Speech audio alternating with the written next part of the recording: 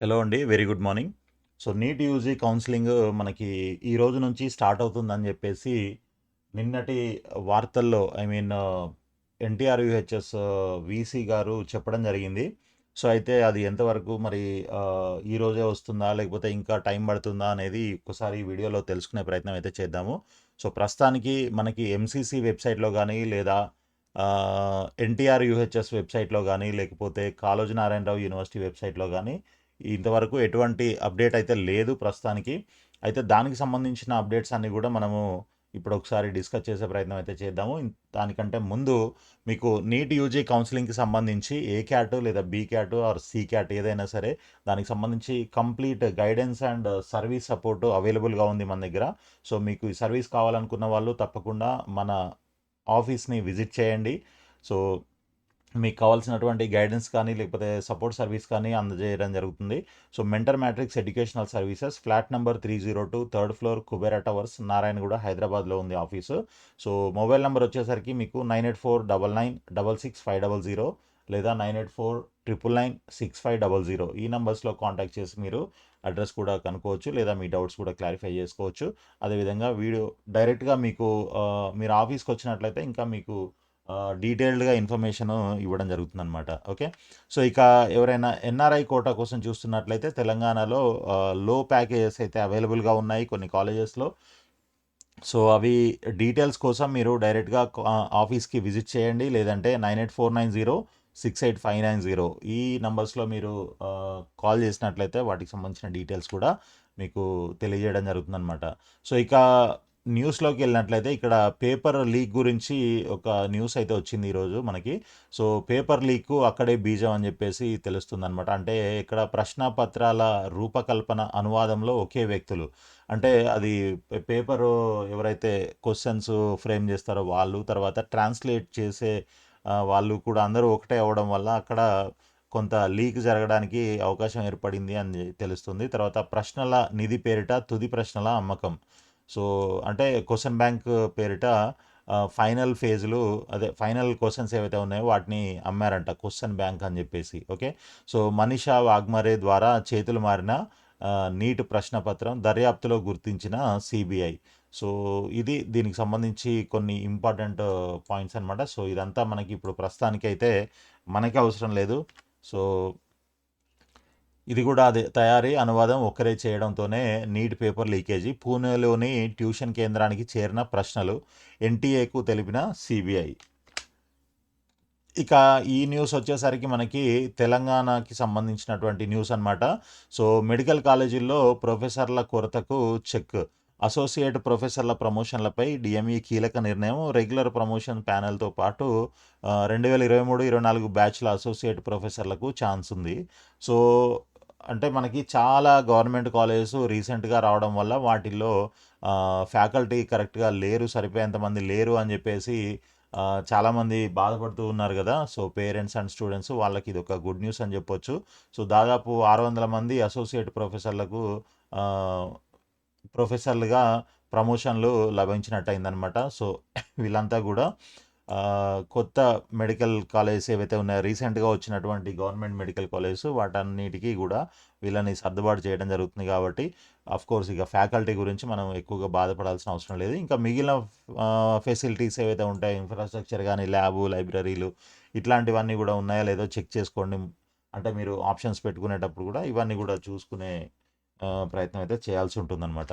So, ఇక ఇది ఏపీకి సంబంధించినటువంటి న్యూస్ అనమాట. ఏపీలో మనకి ఎంబీబీఎస్, బీడీఎస్ ప్రవేశాల్లో ప్రతి దశలో వెబ్ ఆప్షన్లకు అవకాశం అని జెప్పేసి మనకి వీసీ అయితే డిక్లేర్ చేయడం జరిగిందనమాట ఎన్టీఆర్ యూహెచ్ఎస్.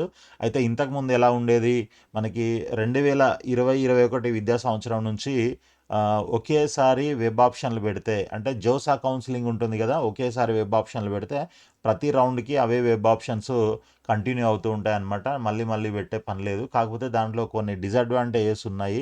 అంటే మధ్యలో కొన్ని కొత్త సీట్లు రావడం, లేకపోతే కొత్త కాలేజీలు రావడం. కొత్త సీట్లొస్తే ప్రాబ్లమ్ లేదు. ఆ సీట్లకి సంబంధించి కాలేజీలు మనం ఆల్రెడీ పెట్టుకొని ఉంటాం కాబట్టి ప్రాబ్లమ్ లేదు.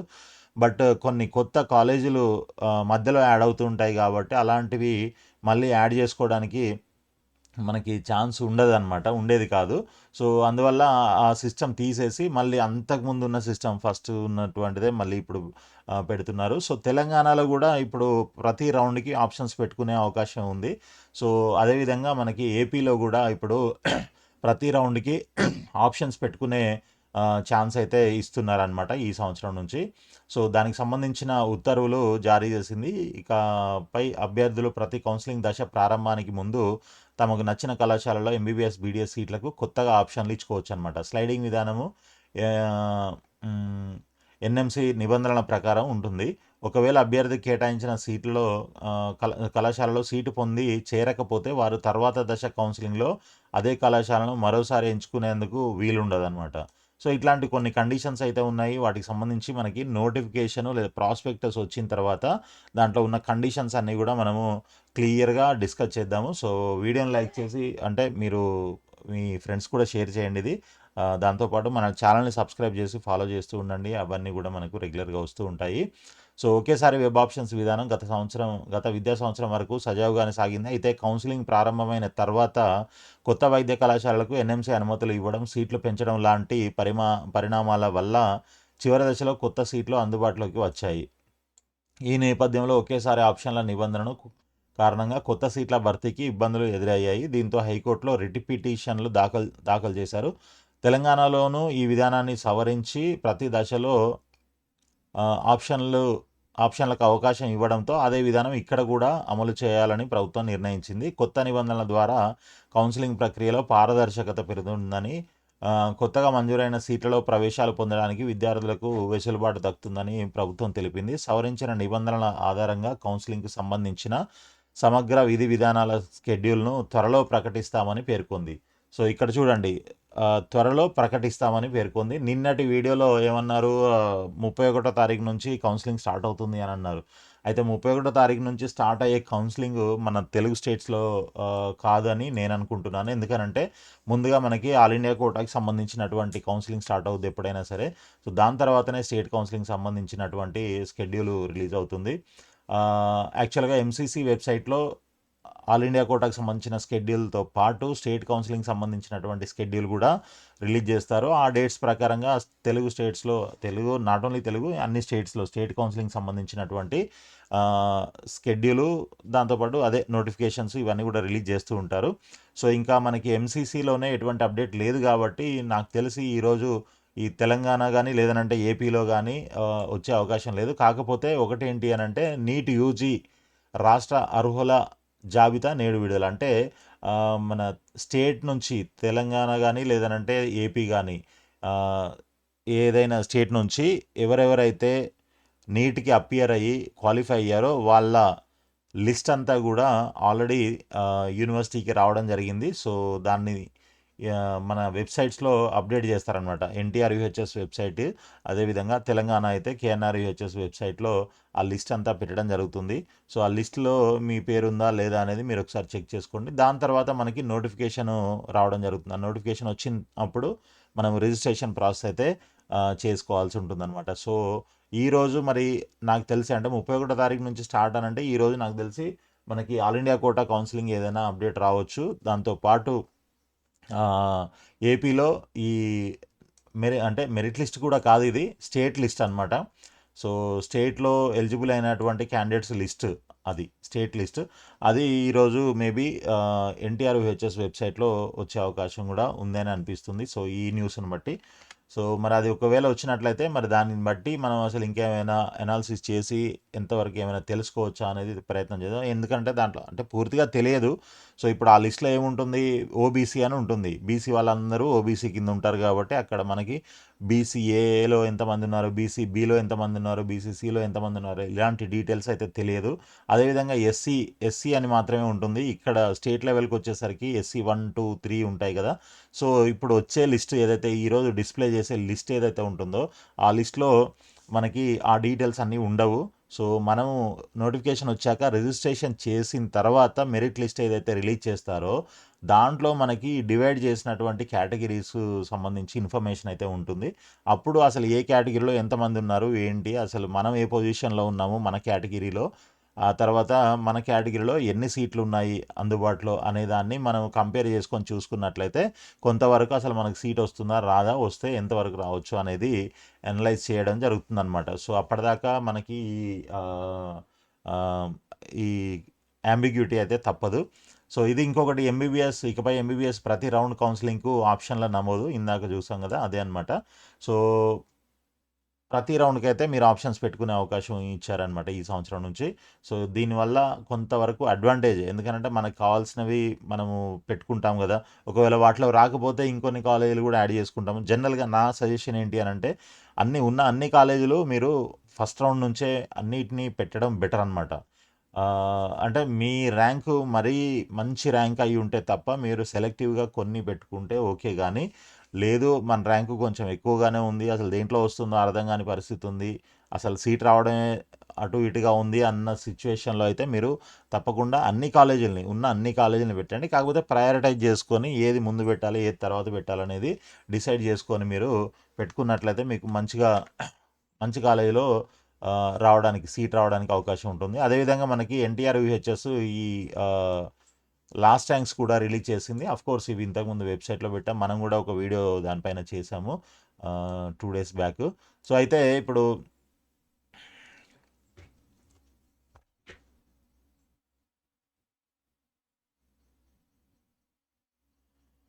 సో ఎంబీబీఎస్ ప్రవేశానికి ఆఖరి ర్యాంకులు ఇవి అని చెప్పేసి ఇక్కడ ఇచ్చారు కదా. నీట్ యూజీ 2026 ప్రవేశ పరీక్ష వెల్లడయ్యాయి. ఇప్పటికే నేషనల్ టెస్టింగ్ విజయవాడ ఎన్టీఆర్ విశ్వవిద్యాలయం మెరిట్ ఆర్డర్ తయారీకి సన్నాహాలు మొదలుపెట్టింది. వైద్య ఆరోగ్య శాఖ నుంచి కొన్ని జీవోలు వచ్చిన తర్వాత నోటిఫికేషన్ విడుదలవుతుందని విశ్వవిద్యాలయ వర్గాలు చెప్తున్నాయి. ఇదండి ఇప్పుడు కొన్ని జీవోలు రావాల్సి ఉందన్నమాట. సో జీవోలు రావాలి అని అంటే ఈరోజు, ఇంకా నిన్నటి వరకు అయితే జీవోలు ఏం రాలేదు కదా. సో కాబట్టి ఈరోజు స్టార్ట్ అవుతుంది అనేది కరెక్ట్ కాదు. కౌన్సిలింగ్ ఈరోజు స్టార్ట్ అవ్వదు. ఆ జీవోలు వచ్చిన తర్వాత నోటిఫికేషన్ రిలీజ్ అవుతుంది. ఈరోజు వచ్చేది ఏంటి అని అంటే మేబీ ఆ స్టేట్ లిస్టు లేదా ఆల్ ఇండియా కోటాకు సంబంధించినటువంటి స్కెడ్యూల్ వచ్చే అవకాశం ఉండొచ్చు, అంతే. అది కూడా క్లారిటీ లేదు, వస్తుందని గ్యారంటీ లేదు. బట్ చూద్దాం, వెయిట్ చేద్దాము. ఎప్పుడే అప్డేట్ వచ్చినా కూడా మన ఛానల్లో అయితే పోస్ట్ చేయడం జరుగుతుంది. సో ఇక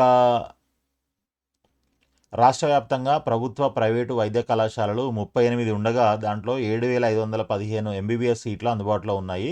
ఇప్పటికే ఆల్ ఇండియా స్థాయిలో ర్యాంకులు ఎంతెంత వచ్చాయో అభ్యర్థులకు అవగాహన వచ్చింది. గత ఏడాది విద్యార్థులకు ఏ ర్యాంకులకు ఎంబీబీఎస్ వీడిఎస్ సీట్లు ఏ కళాశాలలో వస్తాయో తెలుసుకునేందుకు గత ఏడాది ఆఖరి ర్యాంకుల జాబితాను ఎన్టీఆర్ ఆరోగ్య విశ్వవిద్యాలయం విడుదల చేసింది. ఇది కేవలం సమాచారం కోసమేనని అంచనాగానే పరిగణించాలని పేర్కొన్నారు. అయితే ఈ ఏయూ పరిధిలో బీసీఏ వాళ్ళకి ఇది రాంగ్ అండి.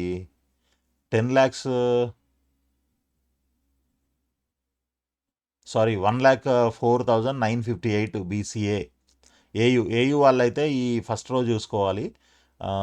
నేనే తప్పు. బీసీఏ 1,04,958, బీసీబీఏ అయితే 1,25,029, బీసీసీ 1,07,388, బీసీడీ 77,809, బీసీఏ అయితే 2,04,248, ఈడబ్ల్యూఎస్ వాళ్ళకైతే 49,373, మైనారిటీ అయితే 2,44,155, ఓసీ 68,290, ఎస్సీ 3,84,306, ఎస్టీ 2,49,630.